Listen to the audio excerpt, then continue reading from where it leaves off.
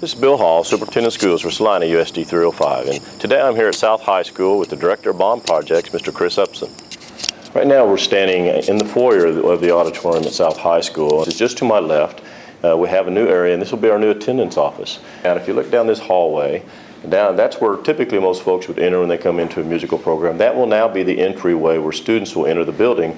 They'll walk up this long hallway, and then before they're allowed into the rest of the building, especially if it's during the school day, they'll check in here at the attendance office, and then they'll be dismissed to the rest of the building. Maybe you can take a few minutes to walk our viewers through exactly what's happening here on the East Wing.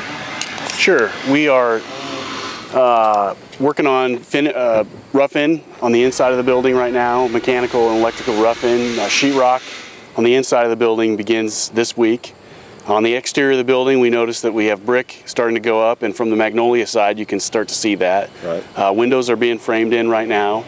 The East Wing will have all the science classrooms, the special education classrooms, and the front office area is all housed in the new East Wing. Okay. Just south of the East Wing is going to be the new cafeteria kitchen. Okay. And then south of that, we can see in the background here the new storm shelter.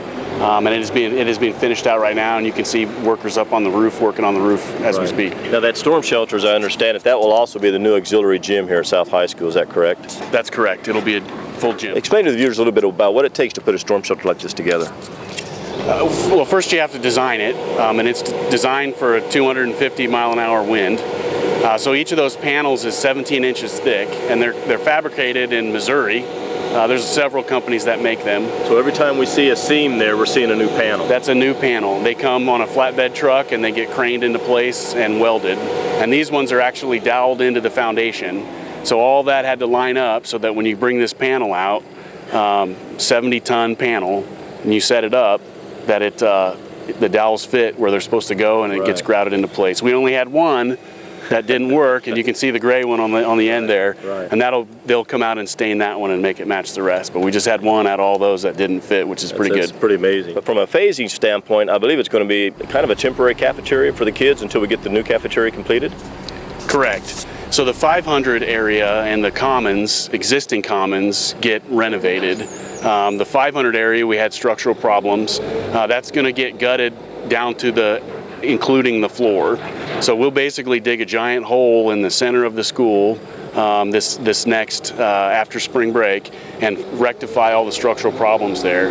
We had to have a place to let kids eat. Right. So from a phasing standpoint, this new auxiliary gym is going to turn into a cafeteria for a period of time. So we'll actually have construction in the middle of the building while we have school going on around the outside of it. That's correct. Yes, sir. Okay, it's kind of interesting how we can do the phase-in approach and still have school and not miss a beat. You know, we continue to move forward. We've always told our staff here the #1 key this year is flexibility.